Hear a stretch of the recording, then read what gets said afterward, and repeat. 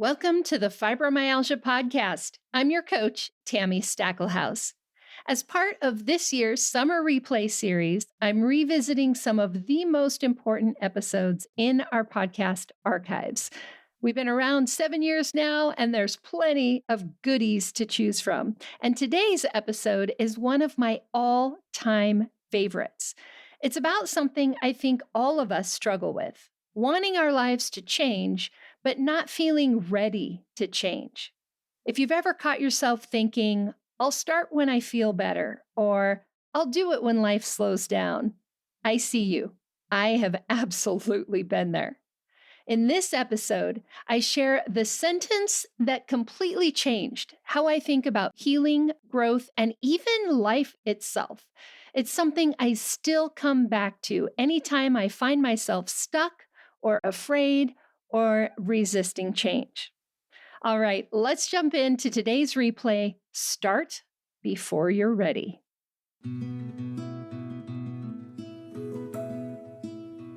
Welcome to the Fibromyalgia Podcast. I'm Tami Stacklehouse, Fibromyalgia Coach, author, and founder of the International Fibromyalgia Coaching Institute. The goal of this podcast is to empower you with access to the dream team of experts and coaches I've discovered are key to living the fibro life you love. From the comfort of your own home, and maybe even your pajamas, I'll help you take back control of your life and health. To help out with fibro fog, I always include full show notes and additional resources at fibromyalgiapodcast.com.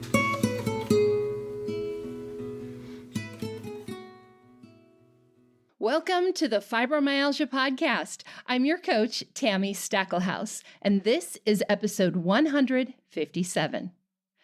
Have you ever wanted your life or your health to change, but at the same time, you weren't actually ready to change anything? Maybe you felt like you were getting ready to be ready. Maybe you feel like it's going to be too hard to change your fibromyalgia symptoms and it feels like too big of a mountain to climb, you're not prepared, so you just decide to wait and you don't even start. If any of that sounds familiar, this episode is for you. Today, I'm diving deeper into the struggle that we all have of wanting to feel better and at the same time, not really wanting to change ourselves, our habits, or our lives. Believe me, I have been there. And to be honest, in some areas of my life, I am still there. And if I'm honest in those areas, then I know I'm just not ready. Like I'm not ready to change this thing, even though the thing bugs me, right? So today, I'm going to be sharing a story with you that I think about often, actually, whenever I feel like I'm stuck in that place of wanting to change, but not wanting to change. I think about this story, and I'm going to share that with you. It's a story from the early days of my struggle to feel better. It was one of those moments that actually changed everything, a moment where I got a little divine help.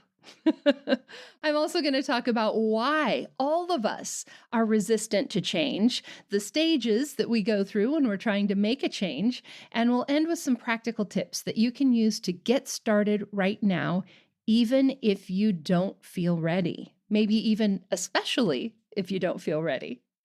As always, I do want to remind you that the information that you hear is not meant to be considered medical advice, and it is not intended to replace consulting with a qualified physician or other healthcare provider. There may be reasons that you shouldn't start with something just yet, and there may be reasons why you need to wait. So if there are things in this episode, if there are things that maybe it inspires you to try making some changes, make sure you talk with your providers if it's something that they need to know about. So let me take you back. This was back in 2009. I had been diagnosed with fibromyalgia in 2007. So this was a couple years into my journey.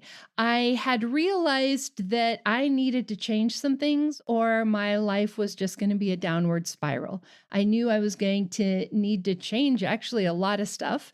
I talked with my doctor about it. She actually referred me to a health coach. I hired my first coach and we started working on things like my sleep habits, my diet, how I was using the energy that I do have. And in the middle of starting to work on that, I ended up having to need my wisdom teeth removed. And after they were removed, I ended up with dry socket. So I thought I was going to just temporarily only be able to eat soft food, but it ended up being a whole lot longer. And so the diet that I was trying to follow, which was more of a keto diet, meat and veggies, those aren't so good when you're trying to recover from dry socket and having your wisdom teeth removed. Then after those got healed up and I was like, okay, we're ready to go. I can get back on plan. I ended up with a sinus infection and I was just super sick, super nauseous. Nothing sounded good. I wanted to eat like toast. Again, not very keto, right? And I remember having this thought, oh, I am just going to wait until this is over. Like, what is the point of trying to do this now? And it was as if the voice of God spoke to me and said, waiting until you feel better to start working on your health is like waiting until you're in shape before you start to exercise. And that just hit me like a ton of bricks, right? It just doesn't work that way. We don't feel good. That is why we want to work on our health. That's why we want to work on improving ourselves. And so if we wait until we feel better, we are never going to feel better. It's like waiting until you're in shape before you start to exercise. It's the doing the exercise that gets you in shape, right? It just doesn't work that way. So let's apply that and that idea of change, which is why this episode is called Start Before You're Ready. We have to start before we are where we want to be. That's just how it works. You could pick anything in life, any journey, any goal. You know where you want to go. You have to start before you get there. All right. So some of the things that I hear from people as I am doing consultations, as I am chatting with people through email or social media, the two things that I hear most often from people saying that they want to wait is either I'm not that sick or I'm too sick. So it kind of covers the whole gamut. I'm either, oh, I'm not that bad. I can do this on my own. I'm not that bad. Or, oh, I am so sick. I've got to get a little bit better before I can even utilize this work. I want to talk about those here for a minute because this is flawed logic. As I said before, it's that idea of waiting until you're there before you even start the journey. It doesn't work like that. And so to quote one of my students who graduated a couple years ago, she said, I was too sick to take this class, but if I hadn't taken the class, I wouldn't have gotten better. And I think that kind of sums it all up. You might be feeling terrible and not have the capacity to do a lot of things. But that doesn't mean you can't get started because there are a lot of tiny baby steps that we can take. Speaking of baby steps, I saw a meme on Facebook just this week where somebody was talking about baby steps being the easy, simple, tiny steps. And that's true. We are talking about small, tiny steps. But if you think about a baby's first steps, they're jerky, they're falling down, like it's not a pretty thing. So when we talk about baby steps, we need to talk about both the tiny steps, but also the willingness to do it wrong. One of my favorite quotes from Martha Beck, who, by the way, also has fibromyalgia, One of my favorite quotes from her, forgive me if I'm just paraphrasing and this is not accurate quote, but she basically says anything worth doing is worth doing wrong. Because in order to do it, we have to do it wrong. That's how we learn. Van Gogh has a quote, something along the lines of, I do things every day that I'm bad at so that I can get better at them. And that is the attitude that we need to start adopting, right? Maybe you feel like you're not that sick and you can get better on your own. And if that's working for you, awesome. However, again, that old quote, the definition of insanity is doing the same thing over and over again and expecting different results. Maybe you feel like your fibromyalgia isn't all that bad, and maybe it isn't. But if you don't change something, your fibromyalgia won't change either.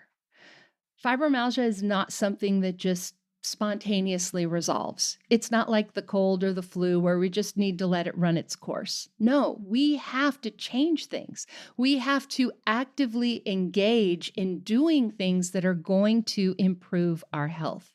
And so if you're feeling on that end of, oh, well, I'm not that bad, I can wait. You can't wait. I mean, yes, you can wait. You can do whatever you want to do. But if you wait, that doesn't mean it's going to get better. You are actively going to have to do something to improve your fibromyalgia. And on the other end of things, maybe you're feeling like you're too sick to get started. Well, the answer there is really just to break it down into even smaller, tinier pieces and to engage a lot more support. If you are so sick and your brain fog is so bad that you are just overwhelmed with everything, you can't make decisions, then you need somebody to come alongside you to help you think through those things and create those baby steps and help hold you accountable and strategize for how you're actually going to do it. You need that extra support if you are that sick. And remember what my student said, I was too sick to take this class, but if I hadn't taken this class, I wouldn't be feeling better.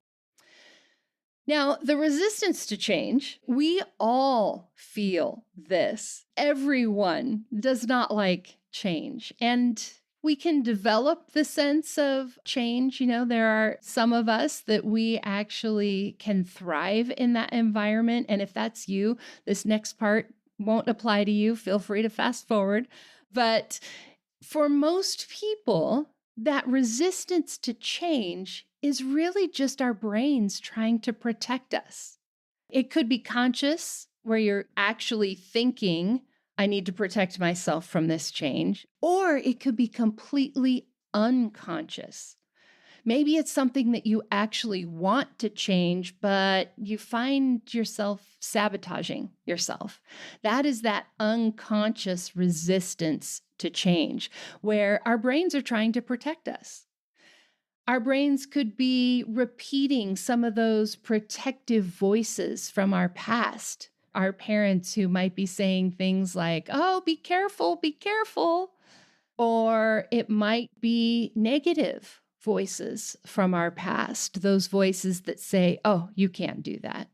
Your brain could also be protecting you because of your Fibromyalgia Wellness Style. And if you haven't taken the Fibromyalgia Wellness Style quiz, I'll have a link in today's show notes. It's just fibroquiz.com, but we'll have a link in today's show notes where you can go take that quiz. It's a free quiz, and you can sign up for a free series of tips, emails that will be sent to you over a series of a week or so, and give you tips for how to better manage your fibromyalgia based on your Fibromyalgia Wellness Style.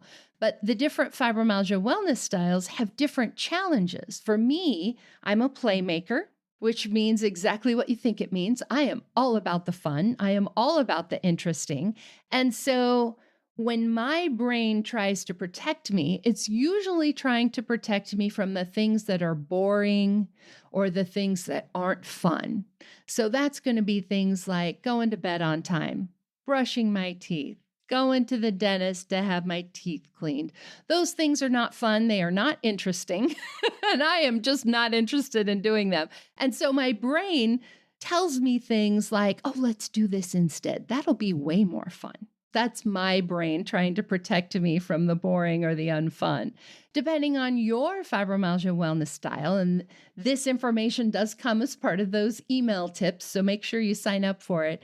There are specific challenges that you will have, ways that your brain will try to protect you. And if you take that quiz, sign up for those emails, I will definitely tell you what your challenges are. The other thing is that we are struggling with changing our habits and our routines, right? We do life our way. And in order to change the outcome, we need to change what we're doing. And that can feel super hard. You might have your groove. You might have the things that you enjoy. To be totally honest, I said going to bed on time is one of the things I always struggle with. I enjoy my time at night when the house is quiet and the lights are low. I enjoy that time by myself. Giving that up to try to go to bed earlier doesn't sound fun. Again, playmaker speak, right? It doesn't sound fun. So how do we shift that? One of my favorite quotes from a potential client, somebody that I was talking to about whether or not coaching was a good fit for her, one of the things that she asked me was, do I have to give up chocolate and coffee to work with you? And I love that question. Do I have to give up chocolate and coffee to work with you? It just says so much, right? I mean, for one thing, with fibromyalgia, we have already given up a lot.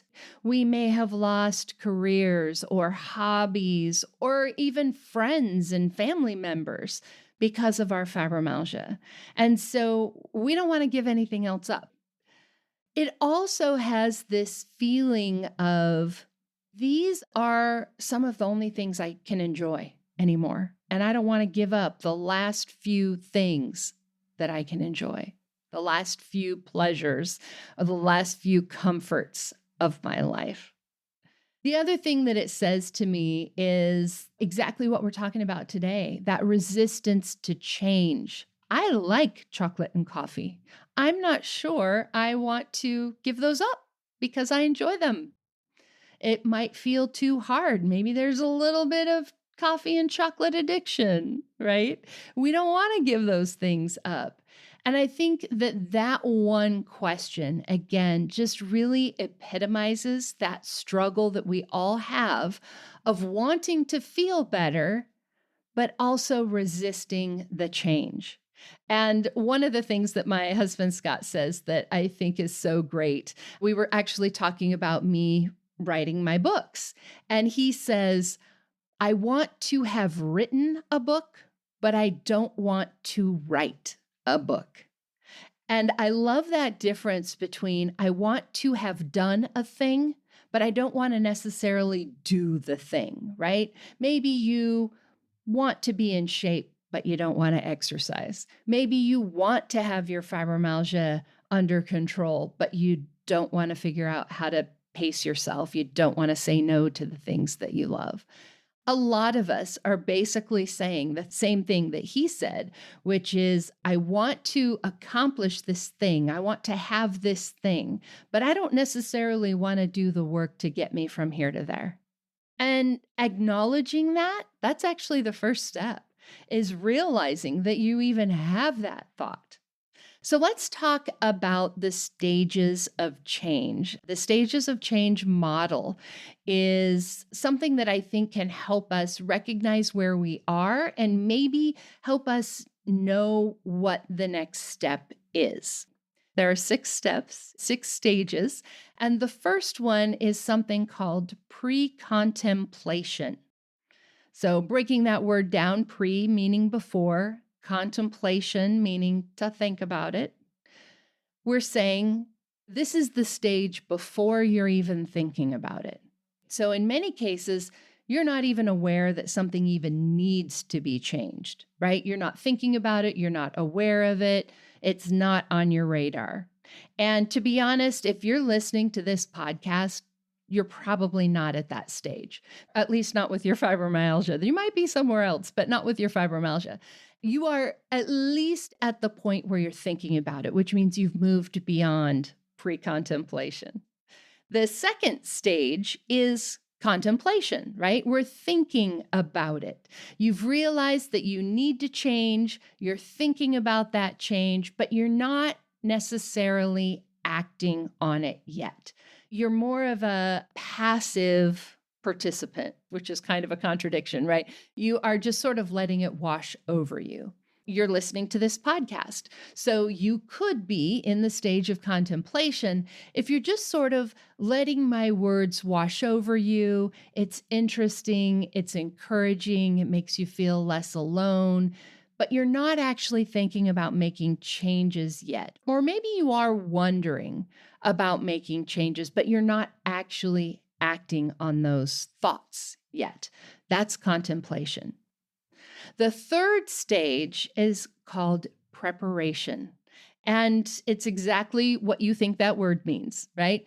You're going to be acting soon. You're going to be starting to change something soon. So you're in the stage now where maybe you're planning or you're researching or you're starting to make small changes. If we go to that idea of, you can't wait until you're in shape before you start to exercise. This might be things like you go and you sign up for the gym, or you go and you get new tennis shoes, or whatever that might be.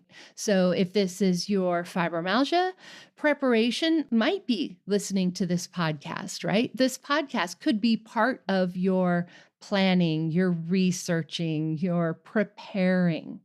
The next stage, the fourth stage, is where we take action. That's the name of the stage, action.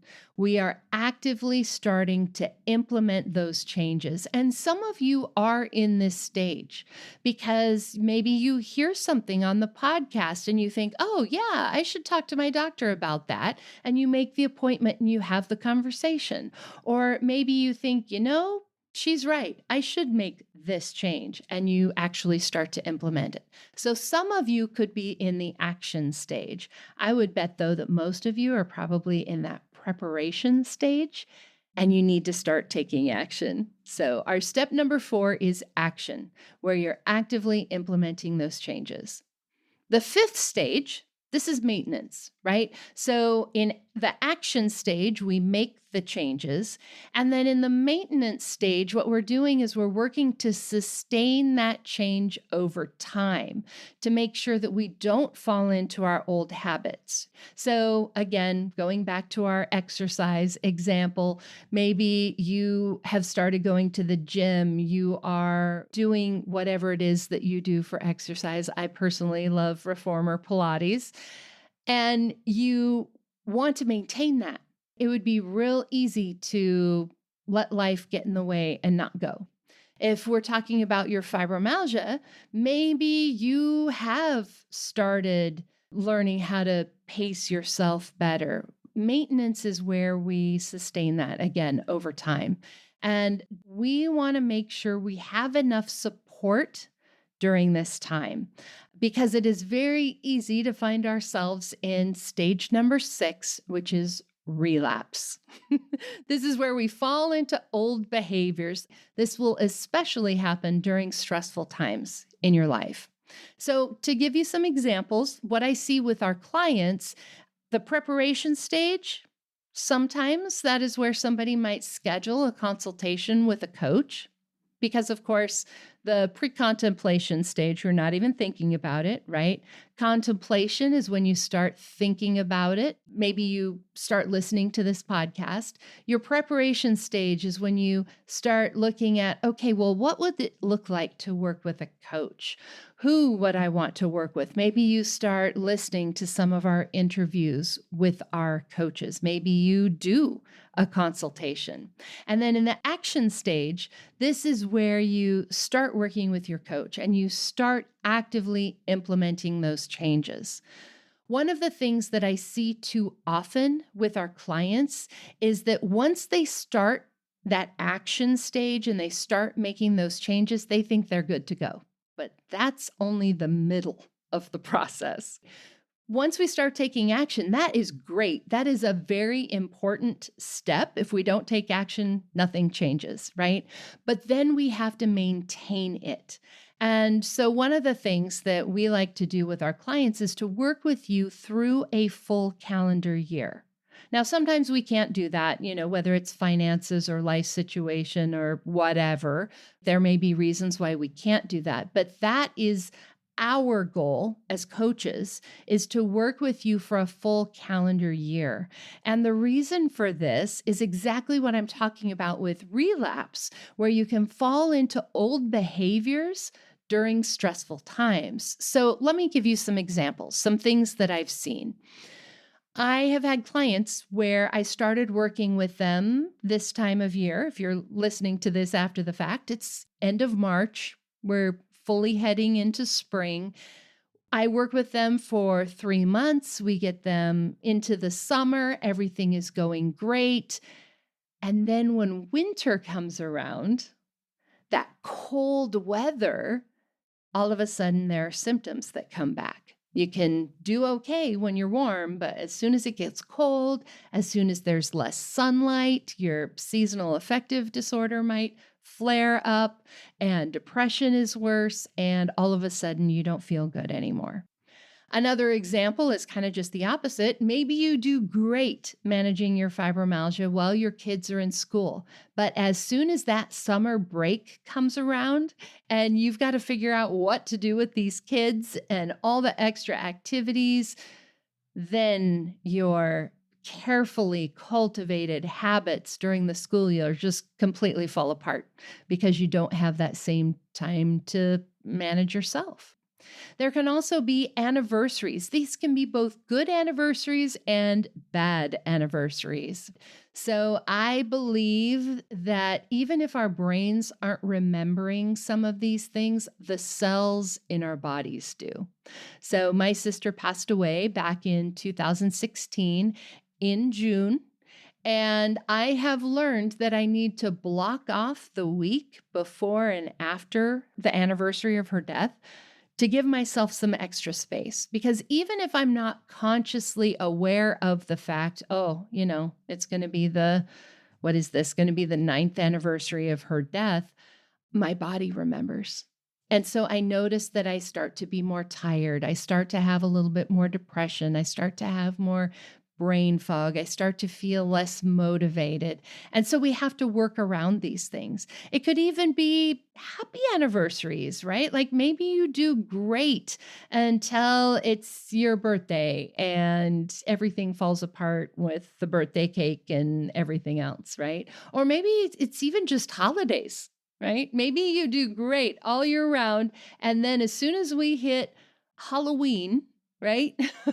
That's when the candy season starts. And we've got Halloween, and then we've got Thanksgiving, and then we've got Christmas, and then we've got New Year's, and then we've got Valentine's Day, and then we've got Easter candy. Oh my goodness, right? If sugar is a trigger for you, that's half the year right there. And so when we work with our clients for a full calendar year, that means we get to go through all of those things and teach you how to stay on track, how to manage your fibromyalgia through all of it. And so I think it's really important to understand that the stages of change don't end with taking action. Taking action is just the middle of the process. Once we start to take action, we need to make plans for how we're going to maintain that and how we're going to avoid falling into relapse. So just looking at my own story, just to give you another concrete example, I was diagnosed with fibromyalgia in 2007. And in 2009, as I said at the beginning, that's when I hired my first coach. And as I started working with her, things were pretty simple. We were focusing on my fibromyalgia. It was basically my full-time job. I had filed for disability, so I wasn't working. It was my full-time job. And then my wisdom teeth, and then the dry socket, and then the sinus infection. And that very easily it did put me into that relapse phase again. And so I had to start over. One of the things that I realized as I was in that relapse stage was that it had a purpose too. And one of the purposes for me was learning that just because I relapse doesn't mean it's over. Specifically, I was trying to be gluten-free. I was on this, keto diet. And every weekend we'd end up going to the movies and I would have popcorn and candy and a soda and all the things you have at the movies, right? I would fall off the wagon, so to speak, right? I'd have that relapse. And the thing that I had to learn was just because I went to the movies on Friday night doesn't mean that I have to wait until Monday morning to start up again, right? I could have a small relapse and immediately go back to taking action. That was actually something that I practiced. Starting the thing, taking the action, that is not necessarily something that I struggle with. In some areas of my life, sure, I do, but I wanted this change. So taking action was fine. What was a struggle was feeling like, oh, well, I screwed it up. Might as well wait until Monday. My sister and I used to joke we were going to write a diet book titled Starting Monday. Because we said that so often. We'll start on Monday, right? We'll have the weekend, do whatever we want. We'll start on Monday. And so one of the things I had to learn was that I didn't have to wait till Monday to start again. I could go to the movies Friday night and start Saturday morning, right? So for you, I want you to think about those stages of change and think about where you are. Again, pre-contemplation, not even aware of it or not even thinking about it. That's probably not where you are with your fibromyalgia because you're here, you're listening to me. So of course you're thinking about it. There might be people in your life, people that you know who have fibromyalgia who aren't even thinking about it. And we can't make somebody move to a new stage. So if you do know somebody who's in pre-contemplation, who's not aware of it or thinking about the changes that they need to make, sure, you could recommend this podcast to them, but you can't move them from pre-contemplation to contemplation. So pre-contemplation, you're not even aware, you're not thinking about it. That's probably not you. Contemplation. You could be in contemplation if you are listening to this podcast, if you are starting to realize that maybe there's some things that you need to change, but you're not actually taking action yet. So you're just kind of letting my voice wash over you, but it's not inspiring change in you. You're just sort of letting it marinate. And there is nothing wrong with being in contemplation. This is one of the stages. But eventually, if we want things in our life to change, we need to move through these stages. So if you find yourself in contemplation, your next stage is going to be preparation. Now, you will be in preparation if you are here listening to the podcast and actually planning out the actions that you can take from what you learn here. So listening to the podcast is part of your research process, right? You're listening to this podcast with the intention of getting new information. You're starting to maybe make some small changes. Maybe you're starting to plan, depending on your personality, your wellness style. You might be someone who needs to plan first, or you might be someone who needs to research first. Preparation is where you start to do that. The next stage after preparation is action. This is where you are actively implementing changes. And some of you might be here. Most of you, my guess is that you're in the preparation stage, but some of you might also be in the action stage. Maybe you are a quick start like me, if you know the Colby A assessment.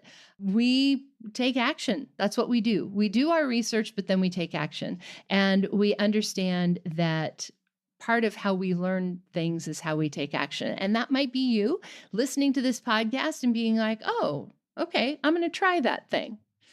The next stage is that maintenance. So you could be potentially in maintenance if you're somebody who has figured out how to manage your fibromyalgia, and you just need to maintain it, right? This is where I am. I am in maintenance. Yes, my fibromyalgia is in remission, but I also can't go back to all my old bad habits, right? I can't go back to no sleep, lots of stress, pushing myself too hard, eating all the wrong things. That will move me into relapse from my remission.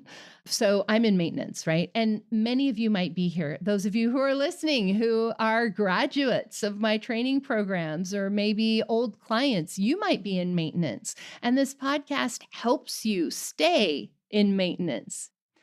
And then there might be some of you who have relapsed. Maybe you had your fibromyalgia figured out a while ago and it's not anymore. Usually because something changed in your life. A lot of the things that I hear are things like, I was doing great and then I moved. I was doing great and then I had a baby. I was doing great and then I got sick with a different illness and then just never recovered, like maybe got COVID.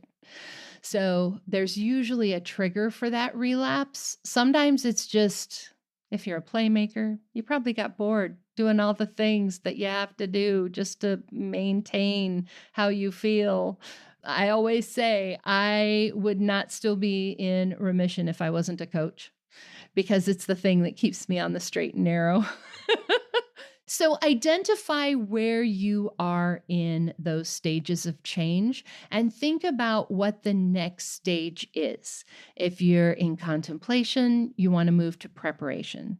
If you're in preparation, your next step is to actually take action. If you're taking action, start to think about how you're going to maintain that. Maintenance is the only one where we don't think about how we're going to go into relapse. Maintenance, the whole purpose of it is to not relapse. So we'll give you a pass there. But think about where you are and think about how you can move into the next stage. So if you are in maintenance, then maybe one of the things to do is to think about the areas of your life where you're in pre-contemplation, where you're not aware of the changes that you need to make, and then start to move into contemplation. Maybe you've got your fibro totally managed. We need to talk about something else. Maybe you have other areas of your life totally managed, and we need to improve a specific area of your fibro life. I recently did this actually about, 6 months ago, 9 months ago. I realized that I was not getting the level of deep sleep that I wanted to get. My fibromyalgia is in remission, yes, and I'm getting a good amount of sleep a night, around 8 hours of sleep a night. But when I look at the percentage of that was actually deep sleep, it wasn't as much as I would like. And so I went back to contemplation, to preparation, to taking action on improving this specific area of my health. So if you're in maintenance, think about, what other little things can you start to improve? Once we realize where we are and we identify the next stage that we need to move to, we need to eventually take action, right? Waiting for the point when you're ready is counterproductive, right? There are so many sayings out there I could quote to you, right? Like waiting until all the lights turn green. If you waited until all the lights turned green, you'd never leave your house. Or waiting until you're in shape before you start to exercise, or waiting until you feel better before you start to work on your health. It just doesn't work that way. And so eventually we are going to be needing to start before we're ready. This is especially true for our people who like to be super prepared. I used to be this person. I remember once my sister and I had signed up for a swing dance class. I know I've mentioned this on the podcast before, but we signed up for a swing dance class, and I was stressing out over the fact that I had never done this before. We were going to a class. I didn't want to make a fool out of myself. And I think I even said something like, I just wish I could learn the steps before we go. And my sister just busted up laughing. And she's like, okay, you want to learn how to do the dance before you go to the class that's going to teach you how to do the dance. And I'm like, actually, yes. I mean, when she put it like that, of course, it sounds so ridiculous. But how often in our lives are we doing that?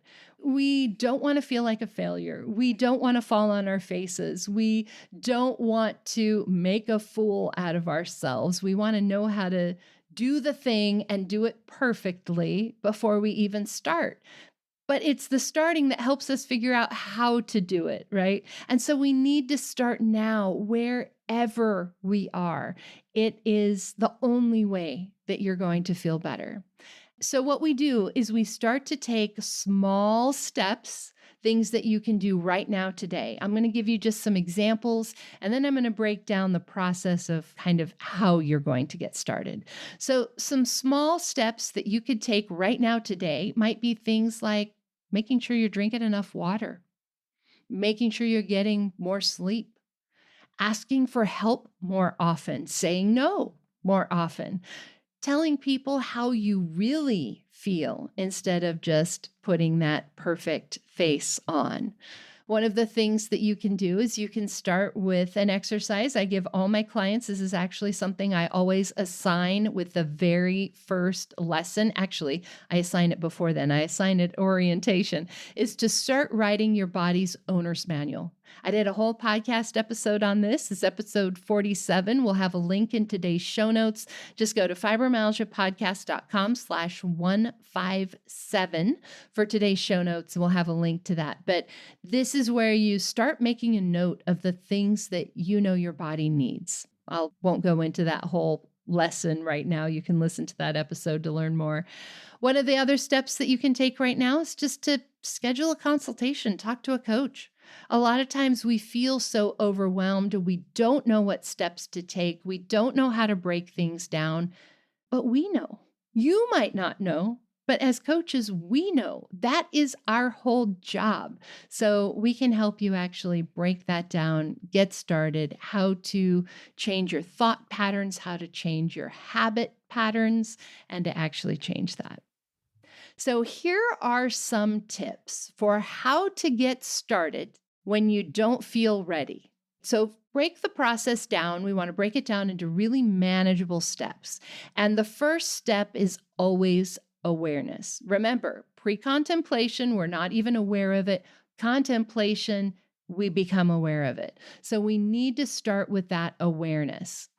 And that might simply be paying attention to, when do you feel like going to bed? When do you actually wake up? How much sleep are you actually getting? How does your body feel when you get stressed? Pay attention to the reasons why maybe you're not drinking water. One of the things I realized was I do great if there's water right next to me and I can drink it.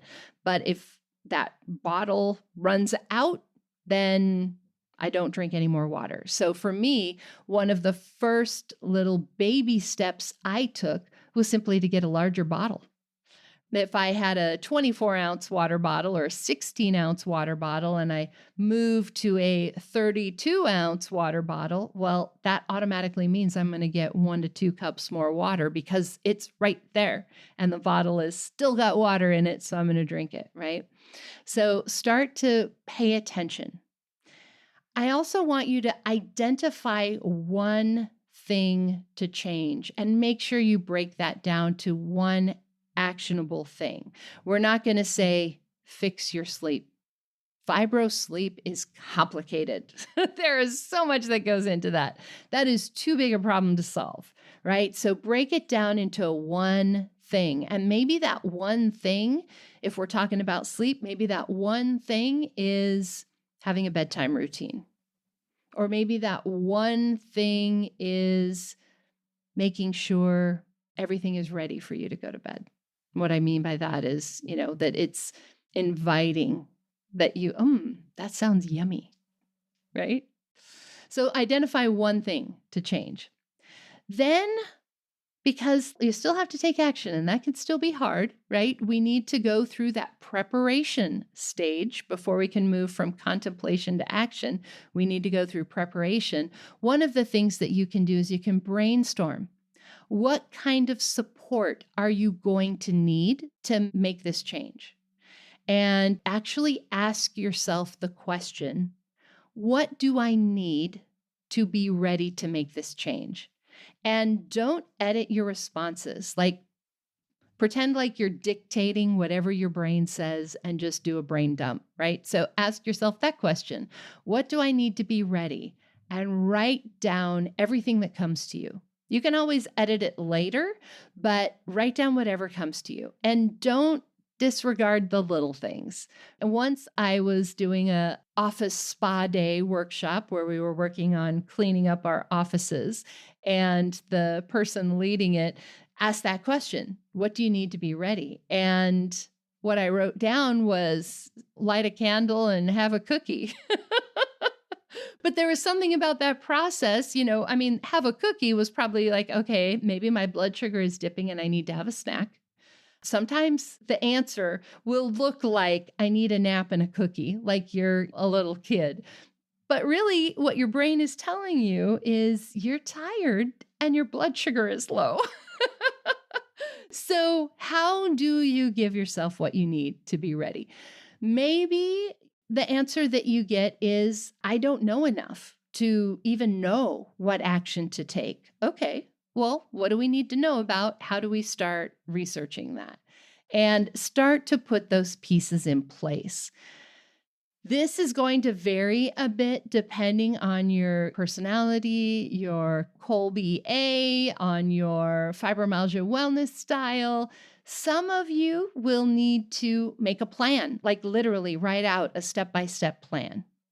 Some of you will need to do the research. You might need to talk to people that you trust, ask their opinion, get more information from them. But at some point, you are going to have to start before you have all the answers, because ultimately this is how you figure out those answers. And so one of the things that you can do is to give yourself permission to try, quote, try, without being tied to the outcome. So often we are only giving ourselves permission to do and not permission to try. And I'm starting to feel like Yoda here, do, not try. We actually need to do the opposite. We need to give ourselves permission to try, not do. And what I mean by that is, I don't know if acupuncture is going to help you feel better or not. Go try it. Give yourself permission to do something without being tied to the outcome, without it having to mean that it works, right? You are going to try things that don't work. That is part of the process. That is how we figure out what does work. And so cultivating this idea that life is a science experiment. When you do a science experiment, we start with a hypothesis. We have an idea of what we think might happen. So again, we'll go back to my acupuncture idea here. Maybe you do your research. Maybe you understand how acupuncture is supposed to help with fibromyalgia. Maybe you do your research, talk to a few people, get some referrals to people who are good. But eventually you have to actually make that appointment and go try it and see what happens. That's the next step in that science experiment. We try the thing and then we gather information. Right? So there is no failure. There is no, oh, I failed. We just learned something. The goal is to learn, okay, if I go and I do acupuncture, how do I feel afterwards? You're not looking for the magic bullet that is going to cure you. There is no such thing. It's going to be a bunch of little things all added together. And some of these things we won't even know for maybe months if it works. If you're trying something like low-dose naltrexone, you got to give it at least 6 months to even know if it's helping you. So at some point we have to start. Now, once you do start, once you set those small goals, those baby steps, those tiny but jerky falling down steps, then we are going to experience some resistance, right? Our brain is still going to try to protect us. So when you go to that acupuncture appointment and maybe it's not quite what you expected, your brain is probably going to say things like, well, I told you that wasn't going to work. Your brain is just trying to protect you from disappointment, from failure, from pain, physical or emotional. And we just need to tell our brains, thank you. Thank you for protecting me. I understand what you're trying to do. And thank you. And I got it. This is what we're doing. We are going to keep trying this until we find something. And you can't fail if it's an experiment. If you are trying and not doing, right? The goal is learning. The goal isn't fibromyalgia in remission. The goal is to learn what helps you feel better, to go back and to write it in your body's owner's manual and to make a note of that, right? So picking yourself up, trying again, treating yourself like you would treat your best friend or your child, right? To say, hey, it's okay. Let's try again, right?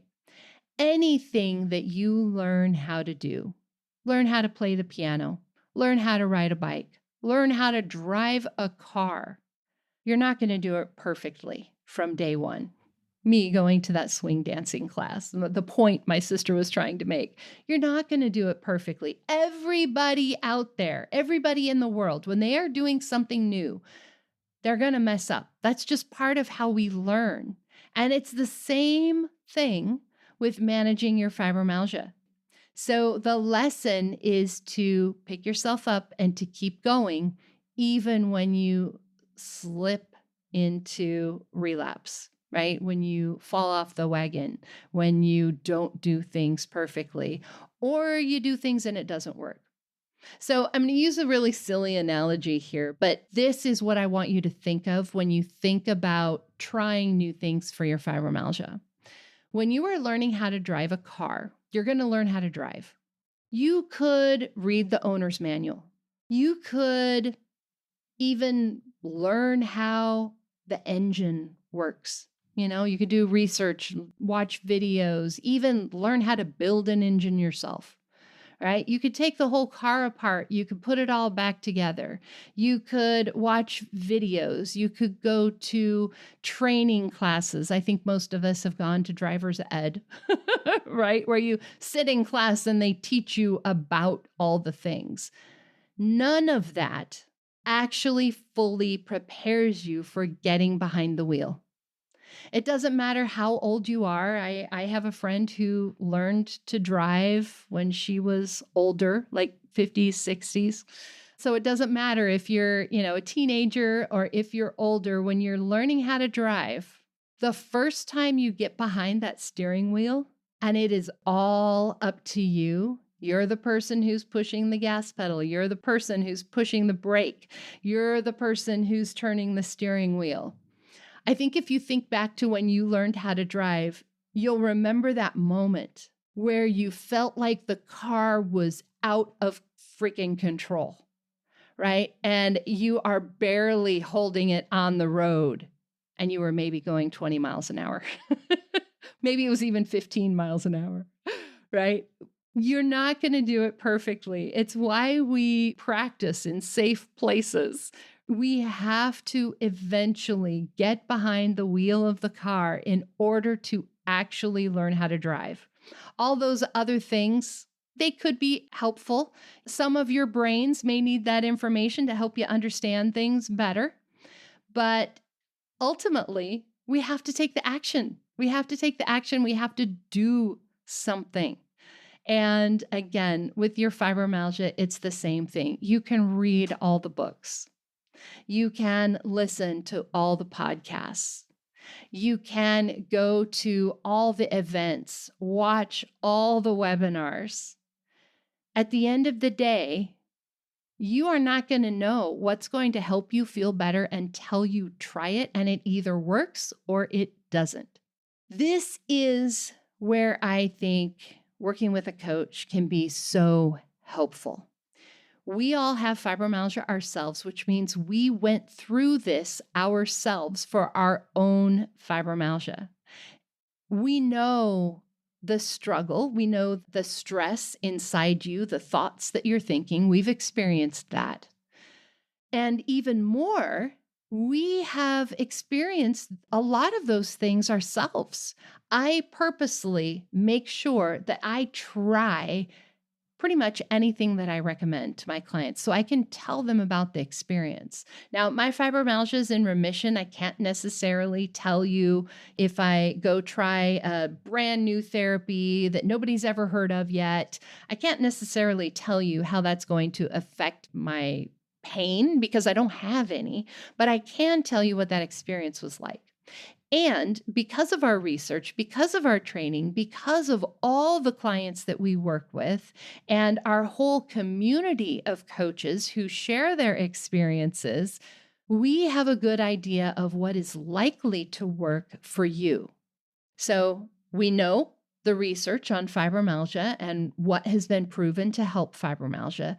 And because we've worked with a bunch of different clients, we have that collective experience of different people trying the same kind of therapy. We also start to get a feel for which things are good for what personalities, which things are good for what kinds of symptoms.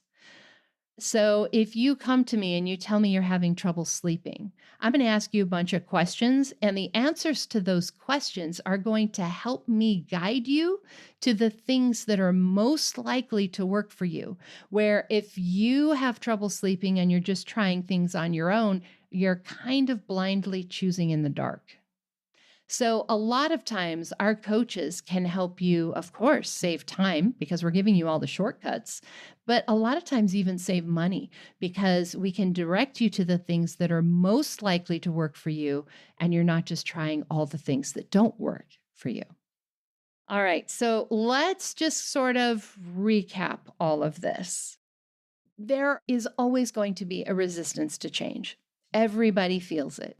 It's just your brain trying to protect you, whether you don't have enough information or you don't feel safe trying something you've never tried before. You're worried about making a fool out of yourself, hurting yourself.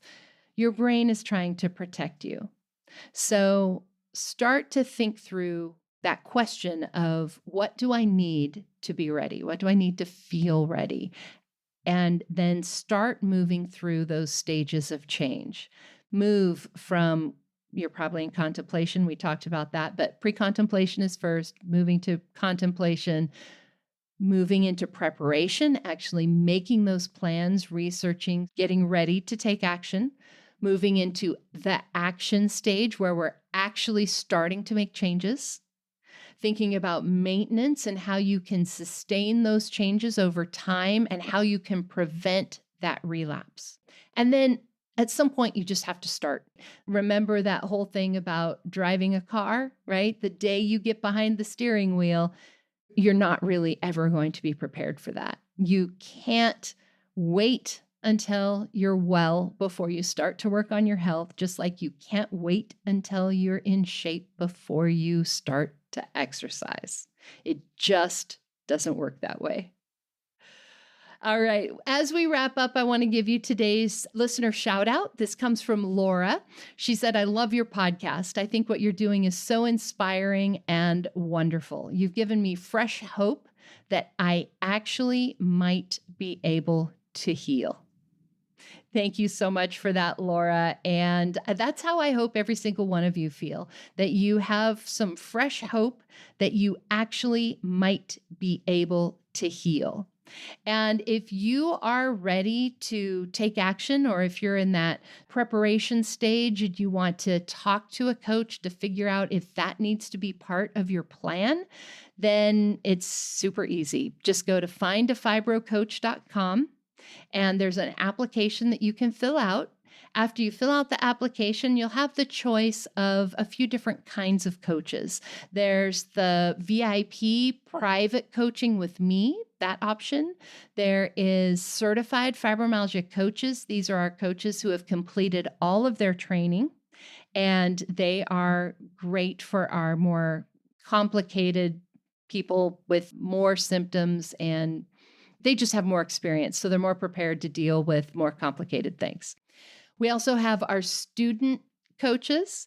These are our coaches who have completed all of their lessons in class. They've completed that part of their training. And now, like if the coaching class was driver's ed, they've completed the classroom part and now they're getting behind the wheel. And so we actually are looking for people for our students to practice with.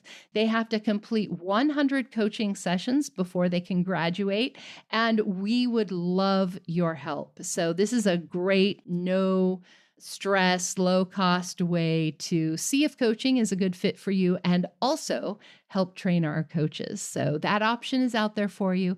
And then we also have scholarship options available for people who can't afford our regular rates. Now, our student coaches and our certified coaches, everybody sets their own rates. They're their own businesses. I can't tell you how much that would cost, but I can tell you that our students are at a significantly discounted rate from what our coaches charge. So if finances are an issue for you, look at those student coach options or even the scholarship options.